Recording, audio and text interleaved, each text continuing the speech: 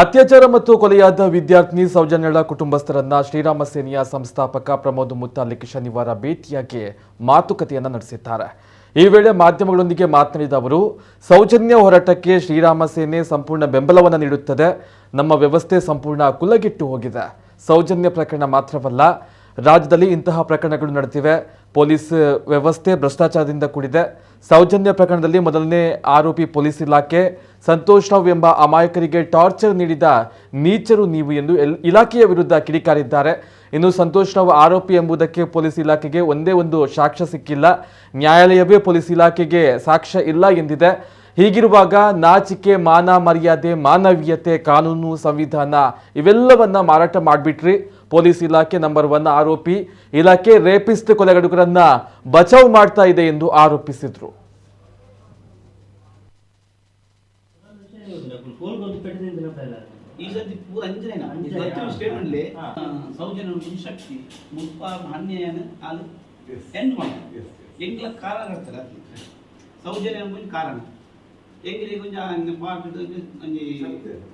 ಇದು ಒಂದೇ ಉದಾಹರಣೆ ಅಲ್ಲ, ಇಂಥ ಬಹಳಷ್ಟು ಉದಾಹರಣೆಗಳು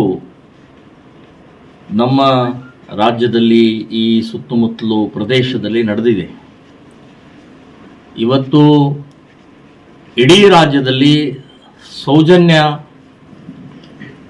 ಕೊಲೆಗೆ ಒಂದು ನ್ಯಾಯ ಸಿಗಬೇಕು ಅಂತನ್ನುವಂಥದ್ದು ಧ್ವನಿ ಎದ್ದಿದೆ. ಒಂದು ಪೊಲೀಸ್ ವ್ಯವಸ್ಥೆ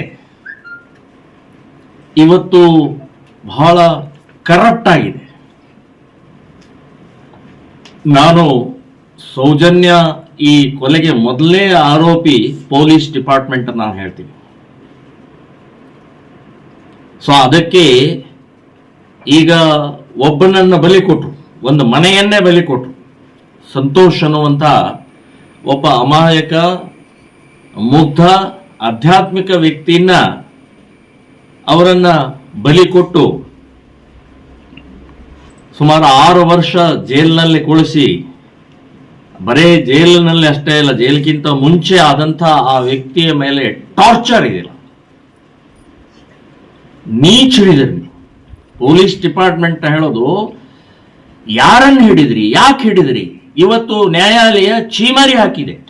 ಒಂದೇ ಒಂದು ಎವಿಡೆನ್ಸ್ ಇಲ್ಲ ಈ ವ್ಯಕ್ತಿ ಅಪರಾಧಿ ಅನ್ನೋದಕ್ಕೆ, ಅಂದ್ರೆ ಸಂತೋಷ್ ಕುಮಾರ್ ಅಪರಾಧಿ ಅನ್ನೋದಕ್ಕೆ ಒಂದೇ ಒಂದು ಸಾಕ್ಷಿ ಇಲ್ಲ ಅಂತನ್ನುವಂಥದ್ದು ನ್ಯಾಯಾಲಯ ನೀವು ಯಾರು ಹೇಳಿದೆ?